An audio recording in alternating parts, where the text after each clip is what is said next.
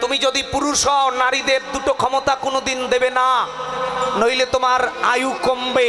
পুরুষ শুনে রেখো, দুটো ক্ষমতা নারীদের কোনোদিন দেবেন না। যদি দিয়ে দেন ভুল করে, আপনার আয়ু 100% কমবে, যদি শাস্ত্র মিথ্যে না হয়। এক নাম্বার, আপনার স্ত্রীকে দিয়ে আপনাকেই আপনার বাবা মার সেবা করাতে হবে, ক্ষমতা কোনোদিন দেবেন না।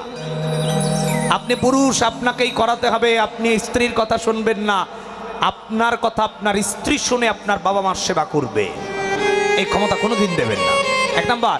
দুই নাম্বার, ভগবানের সেবা কোনো পুরুষ যদি তার স্ত্রীকে স্বাধীনতা দিয়ে দেয়, ভগবানের সেবা করাতে না পারে, তাহলে তার আয়ু কমে যাবে। এই দুটো ক্ষমতা নারীদের কোনোদিন দেবেন না, ভগবান বলেছেন। এই জন্য ব্রহ্মা পিতামাতা সম্বন্ধে মদনকে বললেন, পিতার অভিশাপ হলি ধ্বংস হয়ে যাবে। এক নাম্বার, এগুলো আগের ধর্ম, এগুলো শুনতে হবে আগে। এক নাম্বার। দুই নাম্বার, মারলেন দেবরাজ ইন্দ্রকে, বান মারলেন দেবগুরু, দেবতাদের রাজা ইন্দ্রকে বান মারলেন, বললেন তুই আমাকে বান মারলি, কাম্বা, ধ্বংস হয়ে যাবি। গুরুদেবের সঙ্গে বেয়াদবি করলি, গুরুদেবের সঙ্গে অন্যায় করলি। যারা গুরুর কথা শোনে না, গুরুকে অবহেলা করে, গুরুর সঙ্গে অবমাননা করে গুরুর কথা, তাদের এ জগতেও গতি হবে না, পরের জগতেও গতি হবে না।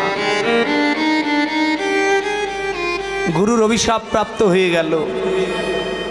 তিন নাম্বার, বান মারলেন দেবাদিদেব মহাদেবকে।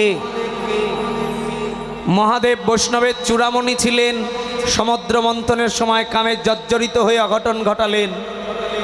সেদিন বৈষ্ণবের চূড়ামণি বৈষ্ণবের চরণে অপরাধ করল মদন, সেদিনও বলল তুই বৈষ্ণব অপরাধ করলি, তোর ধ্বংস হবে অনিবার্য। তাহলে পিতামাতা, গুরুদেব, বৈষ্ণব, খুব সুন্দর তত্ত্ব। পিতামাতা, গুরুদেব, বৈষ্ণব, এই তিনের সঙ্গে কখনো অন্যায় করবেন না।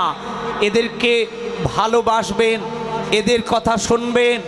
এদের চরণে অপরাধ করলে এ জন্মেও ঠাঁই হবে না, পরের জন্মেও ঠাঁই হবে না।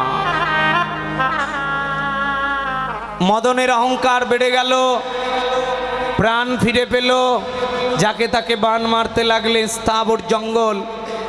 তখন অপ্রাকৃত নবীন মদন শ্রী চৈতন্য মহাপ্রভু এসে মদনকে পরাজিত করে মদনের অহংকার চূর্ণ করল, জগৎকে শিক্ষা দিল, হে জগৎ, তুমি যে আত্মীয় স্বজন, পুত্র পরিবার, সন্তানাদি এই পৃথিবীর মায়াতে অহংকার করে আছো, তোমার হৃদয় থেকে আগে পঞ্চ অহংকার পরিষ্কার করো। কেন? এ পৃথিবী থেকে চলে যাবে, কারো সঙ্গে কারো দেখা হবে না। নমস্কার, আপনি কি ঘরে বসে বিশুদ্ধ সংস্কৃত উচ্চারণে গীতা শিখতে চান? তাহলে ইউটিউবে সার্চ করুন নবজলদর এক্স লিখে। চ্যানেলের প্রতিটি ভিডিও আপনাকে সংস্কৃত উচ্চারণে গীতা শিখতে সাহায্য করবে। আর ভিডিওগুলো ভালো লাগলে লাইক, কমেন্ট আর শেয়ার করতে ভুলবেন না কিন্তু। জয় গীতা।